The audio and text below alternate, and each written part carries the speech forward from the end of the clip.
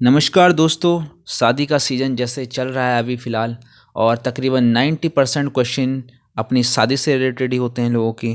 कोई कहता है कि पंडित जी बताइए कि हमारी लव मैरिज होगी या अरेंज मैरिज होगी, किसी को उसका प्यार नहीं मिल पा रहा है। कोई कह रहा है कि हमने उससे प्यार किया है लेकिन सक्सेस नहीं हो पा रहा है। किसी की कोई प्रॉब्लम हो रही है, किसी को अरेंज मैरिज नहीं करनी। इन्हीं प्रश्नों का उत्तर मैं आज ज्योतिषीय विधि से देने की कोशिश करूंगा अपने ज्योतिषीय ज्ञान से, ताकि आप खुद भी अपनी कुंडली का निरीक्षण कर सके और एक आइडिया लगा सके कि आपकी लव मैरिज होगी या नहीं। सीधे और सरल शब्दों में कुछ सूत्र आपके सामने रखूंगा जिससे कि आप काफ़ी हद तक आइडिया लगा सकेंगे। लेकिन इससे पहले अगर आपने चैनल को सब्सक्राइब नहीं किया है तो यही सबसे शुभ मुहूर्त है जो आप चैनल को सब्सक्राइब कर सकते हैं। तो चलिए फिर शुरू करते हैं। सबसे पहले आपको पता होना चाहिए कि लव के सक्सेस के लिए हमें किन भावों को देखना पड़ता है या किन हाउसेस को हमें कुंडली में रीड करना पड़ता है। तो इसके लिए 3 घर सबसे इंपॉर्टेंट होते हैं। पहला घर है 5th हाउस जो कि आपका लव का, अफेयर का है। दूसरा है 7th हाउस जो कि आपकी शादी का है। और तीसरा है 11th हाउस यानी 11वां घर जो कि है आपके डिज़ायर का, कि आपकी इच्छाएं पूरी होंगी या नहीं। ये इसी घर से देखा जाता है। पहला सूत्र है कि यदि आपका 5th हाउस का लॉर्ड या स्वामी 7th हाउस में जाकर बैठ जाए या 7th हाउस का लॉर्ड 5th हाउस में आकर बैठ जाए तो काफ़ी चांसेस हैं कि आपकी लव मैरिज होगी।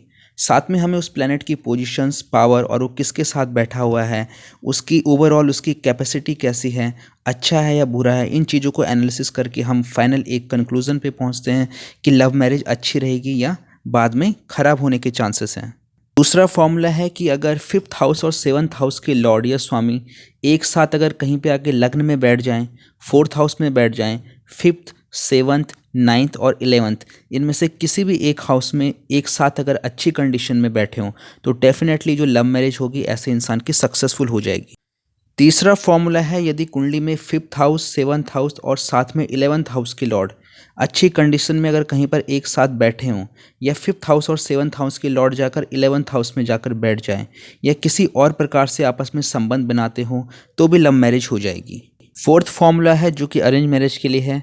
यदि आपकी कुंडली में जो 5th हाउस के लॉर्ड हैं वो कमज़ोर स्थिति में है, नीच राशि में है, या 6, 8 या 12 इनमें से किसी घर में हैं, पाप और किसी क्रूर ग्रह के साथ बैठे हुए हैं या किसी पाप कर्तरी में हैं, तो ऐसे में जो लव मैरिज होती है वो सक्सेस नहीं हो पाती और कई बार बीच में ही ब्रेकअप्स और अलग होना पड़ जाता है।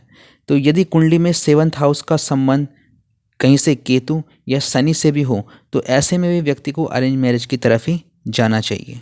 ऐसे में व्यक्ति को चाहिए कि वो लव मैरिज की जगह अरेंज मैरिज को प्रायोरिटी दें, और जब भी शादी करें तो प्रॉपर ढंग से अपनी कुंडली एनालिसिस करवाने के बाद और कुंडली मिलान के बाद ही शादी करें, जिससे कि उसका जो वैवाहिक जीवन है वो अच्छा चल सके।